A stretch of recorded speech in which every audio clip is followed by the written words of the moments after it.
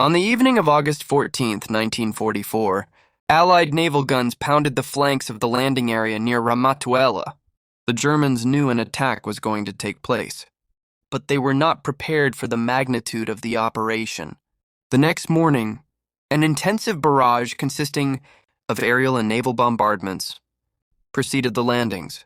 Leading 3rd Platoon, B Company, Murphy witnessed the spectacular scene aboard one of the many landing craft advancing toward the beach. After the battleships gave the beach a thorough pounding, the rocket boat guns took over, he recalled. They fired in batches, their missiles sailed hissing through the air like schools of weird fish. They hit the earth, detonating mines, blasting barbed wire entanglements, and unnerving the waiting enemy. He went on.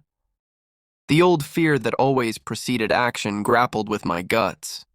Seeking to distract my mind, I glanced at the men huddled in the boat. They looked as miserable as wet cats. Although the water was smooth enough, several were seasick and others had the lost, abstract expression of men who were relieving their bowels. Major Keith Ware's 1st Battalion, 15th Regiment was in the first wave with Murphy's B Company when it hit the beach at 0800. On August 15th, the 1st and 3rd Battalions of the 15th Regiment landed just east of WWII and south of Saint-Tropez, while the 2 battalions of the 7th Regiment landed ashore on beach. Red, as soon as the men jumped off the landing craft, they waded ashore through the swirling water. Sergeant Richard Robinson remembered the frustration. I was carrying my machine gun when we jumped off. The moment we hit the beach, I fell into a shell hole full of water and lost my weapon. To this day, there's probably a perfectly good machine gun at the bottom of the Mediterranean Sea. From the hills beyond the beachhead, the German guns rained fire on B Company as they advanced nervously along the mine-infested beach.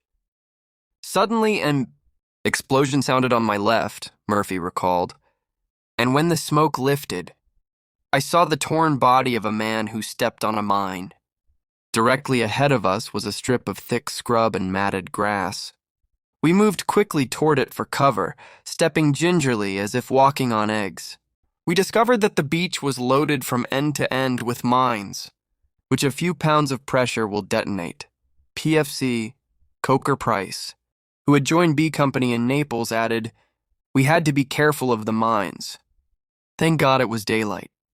When we jumped off, I stepped into somebody else's footprints so I wouldn't set off a mine.